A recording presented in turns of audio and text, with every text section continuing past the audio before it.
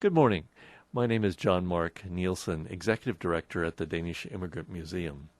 Last week I shared news that the National Danish Performance Team, the National Gymnastics Team, would be performing at the Elkhorn-Kimballton Community Schools on Thursday evening, October 21st at 7 o'clock in the evening, and that tickets are available to all, with adults being charged $10 and students ages 12 and up $5.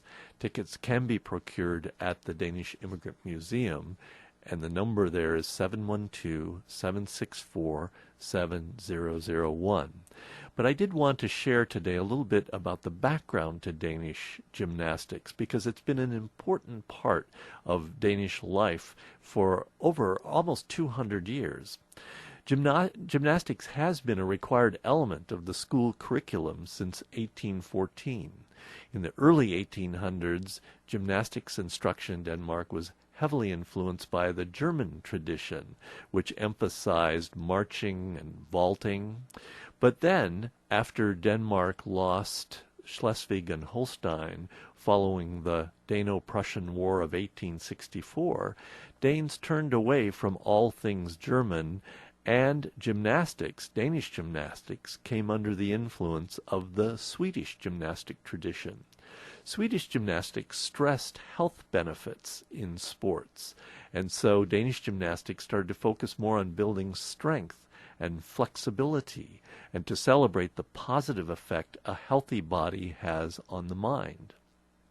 The Danish style of gymnastics was most clearly defined and promoted by Niels Buch, an internationally known instructor in the early 20th century.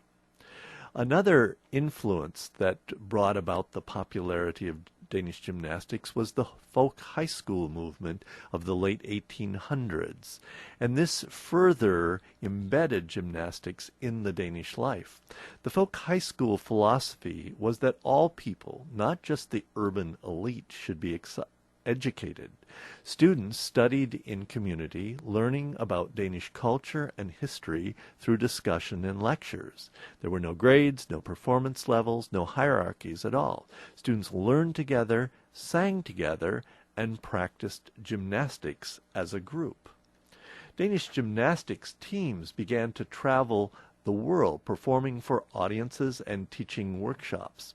In Japan, for example, Danish gymnastics has been a major influence on physical education and athletic training since the 1930s. Erik Flensted Jensen, a pupil of Niels Buch, was the individual most responsible for initiating a series of world tours with top Danish gymnastics. He first brought a performance team of men to the United States in 1939. Based on their warm reception, he followed that with a mixed team of men and women in 1947. For decades, Erik Flensted Jensen led world tours that promoted the technique, style, and artistry of Danish gymnastics. The tradition is now continued by both regional and national Danish teams, and it is, of course, the National Danish Performance Team that will be coming to Elkhorn and Kimballton. Today, gymnastics is a very important part of the modern Danish life. Most people gather, particularly in the winter months, routinely during the week to practice performing rhythmic routines to music by vaulting and tumbling. Danish gymnastics has continued to innovate through the 20th century and up to the present day. Performances include elements of acrobatics, hip-hop, ballet, and a full range of accompanying music. And it is to that we invite you to come to hear, to see, and to participate in this wonderful performance by the National Danish Performance Team. Again, that will be on Thursday evening, October 21st at 7 o'clock at the Elkhorn Community Schools.